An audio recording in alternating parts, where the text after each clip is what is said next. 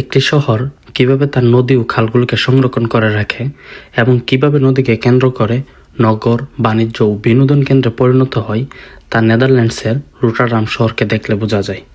নদীর পাড়ে বসার জায়গা, যান চলাচলের রাস্তা এবং পরিকল্পিত স্থাপত্যশৈলী শহরটিকে আধুনিক একটি রূপ দিয়েছে। রোটারডাম নেদারল্যান্ডের অন্যতম একটি আধুনিক শহর এবং দেশের তৃতীয় বৃহত্তম ও ইউরোপের সবচেয়ে বড় সমুদ্র বন্দরগুলোর একটি। 1300 শতকে ছোট্ট একটি মাছ ধরার গ্রাম হিসেবে পরিচিত ছিল এবং দ্বিতীয় বিশ্বযুদ্ধে ধ্বংস হয়ে যাওয়া শহরটি আজ এক আধুনিক শহরে পরিণত হয়েছে।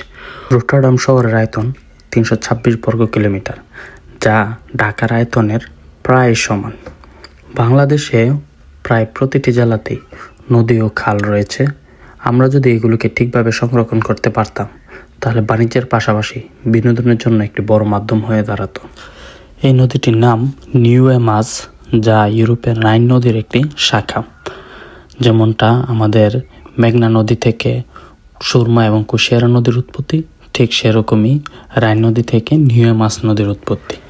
এই মুহূর্তে আমি একটি ওয়াটার বাসে আছি, রোটারডাম থেকে উইন্ডমিলে যাচ্ছি। যেতে যেতে শহরটির ছোট্ট একটি অংশ মোবাইলে ধারণ করলাম। তো চলুন দেখা যাক নদীর পাড়ের শহরটিকে দেখতে কেমন লাগে।